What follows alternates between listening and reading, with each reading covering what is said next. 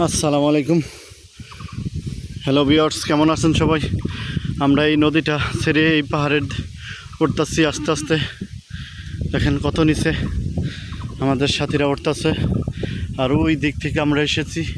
এই mountain Glenn আস্তে আস্তে অবস্থা হয়ে যাচ্ছে। এদের দেখেন এই সাইডের মাউন্টেন গ্লেনের দৃশ্য, প্রত্যেকটা কি বলবো, রুক্ষ, একবারে প্রকৃতি কত রুক্ষতায় ভরা সেটাই দেখাচ্ছি।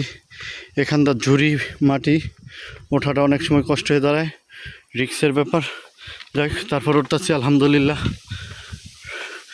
এই এখানে সেফ জোন নাই তেমন, তারপর এখানে ওঠা যায়। কিন্তু কালকে যে একটা ভয়ঙ্কর রাস্তা গেছিল, মৃত্যুর রাস্তা যাকে বলা হয়, তো ওইগুলো ট্রেকিং করে এসে পড়েছি আলহামদুলিল্লাহ। আমাদের মাঝে প্রথমেই অনেকে অসুস্থ হয়ে গেছিলো, রাত্রের বেলা খালি জ্বরে কাঁপছে দেখছিলাম। তারপরে তাদেরকে ট্রিটমেন্ট দিয়ে ঠিক করা হয়েছে। আমাদের নিজস্ব, আমরা নিজেরাই দেখেন যত উপরে উঠতেছি, নিচের দৃশ্যটা নদীর তত সুন্দর লাগতেছে, মনোমুগ্ধকর।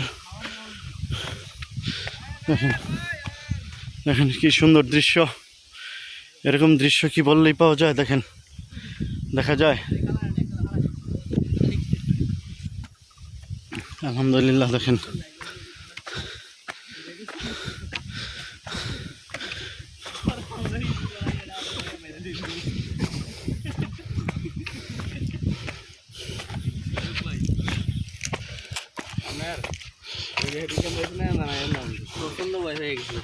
মানে দেখি লড়তে পারে না, এক জায়গায় হ্যাং হয়ে গেল।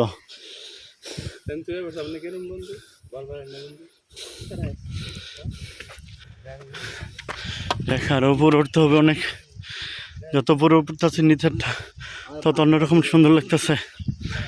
এই নদীটা বা এটার নাম অনেকে তঙ্গে খালকে বলে।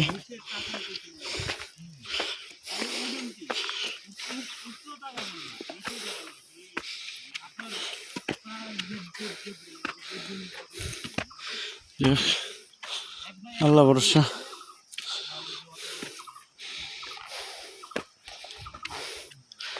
দৃশ্যটা অন্যরকম ফিল হইতেছে। আরও যত উপর উঠতেছি ততই কি বলবো, পথগুলো কঠিন, জোরজোড়া মাটি।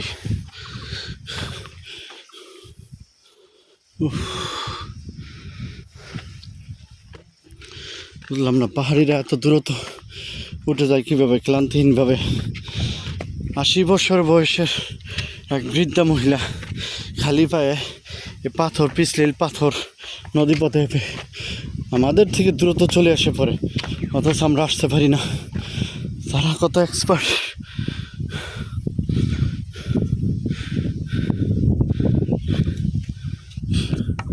যাক আলহামদুলিল্লাহ, তারপরে উপরের দিকে চলে যাচ্ছি।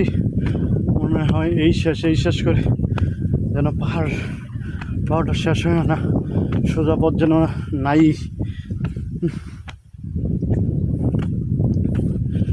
পাহাড় ওঠানামা করলে গলা দ্রুত শুকিয়ে যায়, নিঃশ্বাস বেড়ে যায়, আর কি বলবো, শরীরের হার্টবিটটাও বেড়ে যায়। যতটুকু পারবেন নাক দিয়ে শ্বাস নেবেন, মুখটা ছাড়বেন, কিন্তু মুখটাও নেবেন না, ছাড়বেন না, তাহলে শরীর আরও ক্লান্ত হয়ে যাবে।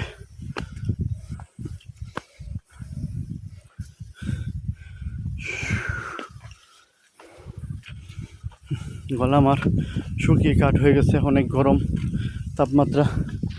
দেখেন এই দৃশ্যটা কত সুন্দর।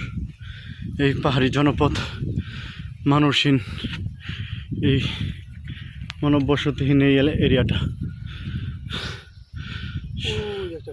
সবাই ভালো থাকবেন, সুস্থ থাকবেন, আমার চ্যানেলটা সাবস্ক্রাইব করে দিবেন।